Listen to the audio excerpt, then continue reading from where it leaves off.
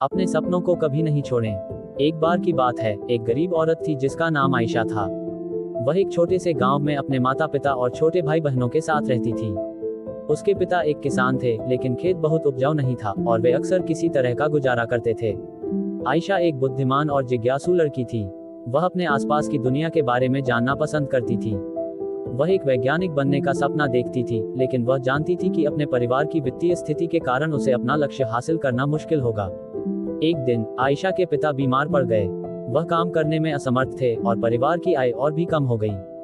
आयशा को अपने परिवार की मदद करने के लिए स्कूल छोड़ना पड़ा। आयशा ने अपने परिवार का समर्थन करने के लिए कड़ी मेहनत की। उसने घरों की सफाई और खेतों में काम करने जैसे अजीब अजीब काम किए। उसने स्थानीय बाजार में सब्जियां बेचना भी शुरू किया। अपनी व्यस्त दिनचर्या के बावजूद आयशा ने वैज्ञानिक बनने के अपने सपने को कभी नहीं छोड़ा। वह देर रात तक पढ़ाई करती थी और स्थानीय पुस्तकालय से किताबें उधार लेती थी। उसने घर पर भी अपने स्वयं के प्रयोग करना शुरू कर दिया। कई सालों की कड़ी मेहनत और दृढ़ संकल्प के बाद आयशा ने आखिरकार अपने सपने को हासिल कर लिया। वह विश्वविद्यालय में दाखिला लिया और वैज्ञानिक बन गईं। उन्होंने विज्ञान के क्षेत्र में महत्वपूर्ण योगदान दिया।